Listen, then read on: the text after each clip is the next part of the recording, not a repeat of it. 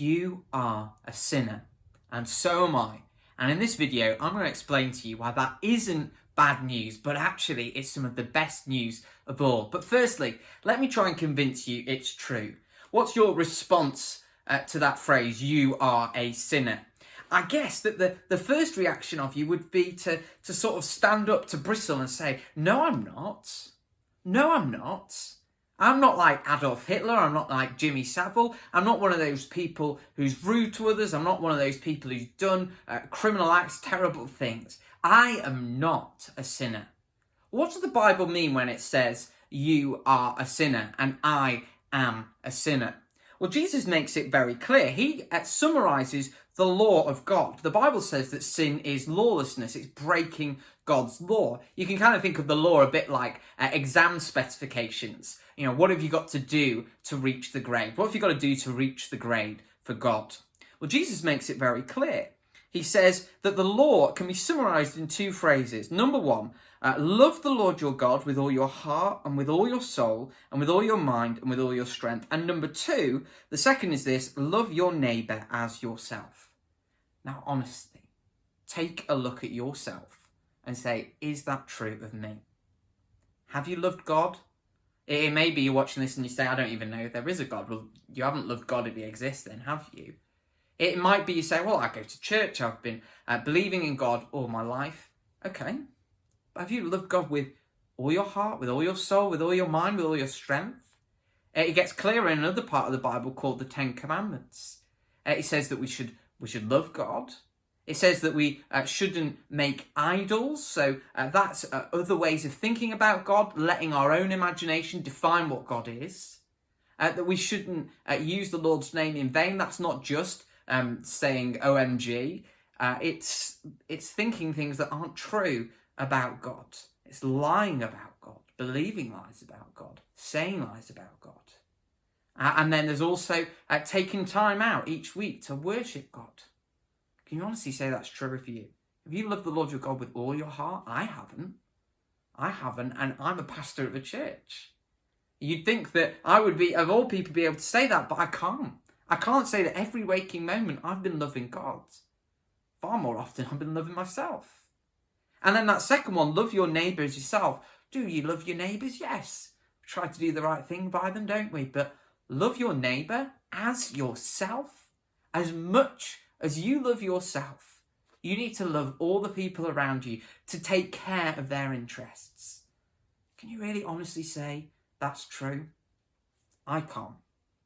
To say that we are not sinners is a bit like when you go on when you watch the X Factor or one of those talent shows and somebody comes on and they're asked, what singer do you want to be like? And they say, I'm the next Michael Jackson.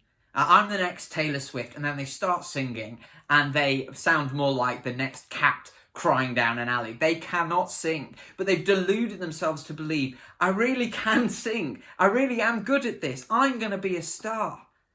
And the judges have to bring that opinion crashing down and say, you are not a good singer. You will never be a good singer. In a way, God does that in the Bible. In Romans chapter 3, God says this, there is no one righteous. Righteous means good enough to meet God's demands. There is no one righteous, not even one. There is no one who understands. There is no one who seeks God. All have turned away from God. They have together become worthless. There is no one who does good, not even one. That's what the Bible says.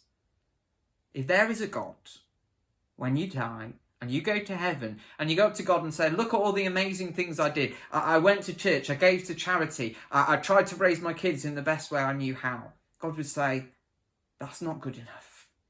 You didn't keep those two commands. You didn't love me with all your heart, soul, mind, and strength. You didn't love your neighbour as yourself.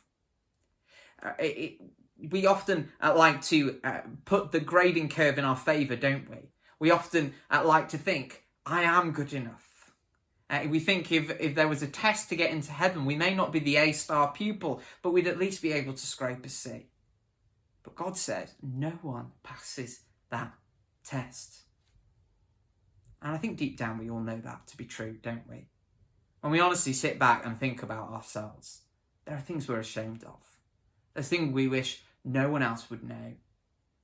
We do a course at our church called Christianity Explored, and on that it tells you to imagine a room where there are video cameras and tape recordings and paper on the wall listing everything you've ever said, everything you've ever done, everything you've ever thought.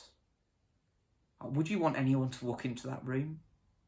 There might be a few things that you're proud of, but on the whole, there'd be lots of things that you'd be deeply ashamed of. We all know what the Bible says is true. We're not righteous. We're not perfect. We're not good enough. Now that sounds like horrendous news, but it isn't, friends.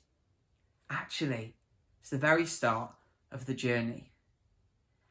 Straight after this passage, Paul goes on, the guy who wrote that passage, Paul goes on to say, but now, apart from the law, the righteousness of God has been made known. Again, righteousness of God, how we're made right with God, how we pass that test. There is a way to be made right with God apart from the law. I.e., it's not based on whether you're good enough. It's not based on whether you've achieved those commandments. What is it? Well, it says this righteousness is given through faith in Jesus Christ to all who believe. Simple as this. You acknowledge that you can't get to heaven on the basis of work and you believe in Jesus, you'll be forgiven. How does that work? Well, he goes on to say that God presented Christ as a sacrifice of atonement or a propitiation. I'm going to explain what that difficult word means in a second. Through the shedding of his blood to be received by faith. That a propitiation was a sacrifice in the Old Testament where you went and you said, God, I deserve to be punished, but punish this lamb in my place. And the lamb was slain. Now that obviously couldn't cure human sin. It couldn't take away the things we've done. But what could do that is Jesus came down, God in human form, and he offered himself as a sacrifice. He said, look, Tim and whatever your name is watching, they deserve to be punished, but because they've believed in me, I'm going to take their punishment. I'm going to take the punishment for them so that their sin can be forgiven. How do we receive that? It's received by faith. It's literally received by believing it to be true. So you are a sinner. Stop pretending that you aren't. You are. But that's not bad news. Just like recognising that you are sick drives you to the doctor. Recognising you're a sinner should drive you to Jesus so that you can be forgiven for your sin. Thanks for watching. If you've got any questions about what it means to be a sinner, do leave them down in the comments below. And straight after we finish this video, there'll be a few videos that are on similar topics that you might find helpful if you want to think about this some more. Thanks for watching. We're here every Friday. Do subscribe, and we'll see you again next week.